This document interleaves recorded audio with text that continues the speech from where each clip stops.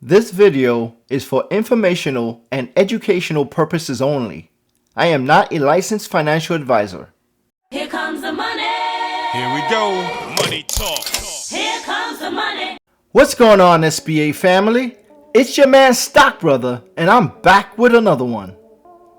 In this video, we're going to be discussing a Cinderella story of a company that, besides all odds, did what many said was impossible in going up against the FDA. This company is on the cusp of bringing a multi-billion-dollar drug to the US market, which treats a devastating eye disease called wet AMD. This is a disease quietly stealing the central vision of millions of people over the age of 50, and this small under-the-radar company could change everything for these patients. I did previous videos on this company which go into more detail about what AMD actually is. A link to those videos will be in the description below. This company has an upcoming catalyst this month which could triple the stock price if it gets the green light from the FDA. We're going to be doing a quick review of the company, so stay tuned. Now before we get into the video, I want to give a big shout out to our Discord winners.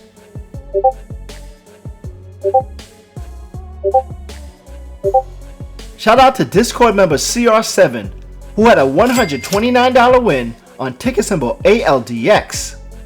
Shout out to Discord member Fallen Moon who had a $208 win on ticker symbol SBEV. Shout out to Discord member J Walker 1985 who had a $2,095 win on ticker symbol OTLK.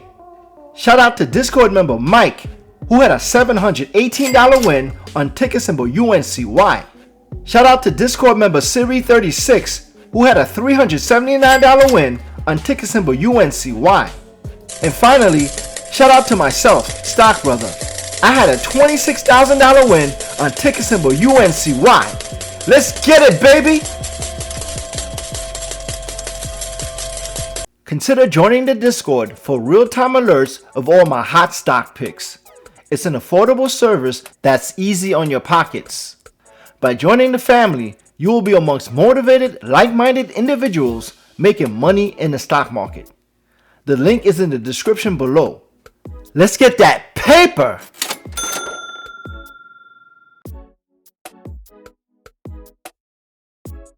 Bevacizumab actually for almost the last 20 years has been used in the treatment of wet AMD and ophthalmic indications. But it's not an ophthalmic formulation of bevacizumab that's being used. What's being used is off-label repackaged Avastin. And Avastin is indicated for the treatment of cancer. So it's an oncologic formulation of bevacizumab. And it's really important to differentiate between an oncologic formulation of bevacizumab and an ophthalmic formulation that's intended for intravitreal use. There's pharmacopoeia in Europe and in the US that set out strict quality standards for an ophthalmic solution that's intended for use in the eye. And we as in Light Nava, we meet all of those standards, whereas Avastin does not meet those standards. And there's actually one really good example within all of the standards. There's one quality standard which is related to the number of particulates over 10 microns in diameter that are allowed to be in a solution. And if it's an oncologic solution, you're allowed to have up to 6,000 of those particulates. If it's an ophthalmic solution, you're only allowed up to 50. So I think that just illustrates the big difference in quality standards between the two different types of solutions. Other limitations with off-label repackaged Avastin include variability in potency, as well as adverse events that are related to safety, sterility, and also the fact that the product is stored under suboptimal conditions. I think actually people are very aware of the safety related issues with repackaged Avastin, but I don't think people are as aware of the variability in potency. And a group of US researchers did a study a number of years back where they took samples of repackaged Avastin from their normal supply chain and they compared it to a reference product of Avastin that they purchased from the manufacturer. And what they found was 81% of samples had significantly less protein concentration than that standard that they were comparing to. And that just illustrates the variability in potency and the fact that you really don't know what you're getting from a potency or an efficacy perspective when you used repackaged Avastin. So what it means is, Lytenava, as I said, is the first ophthalmic formulation of bevacizumab. It meets all of the quality standards set out for ophthalmic products.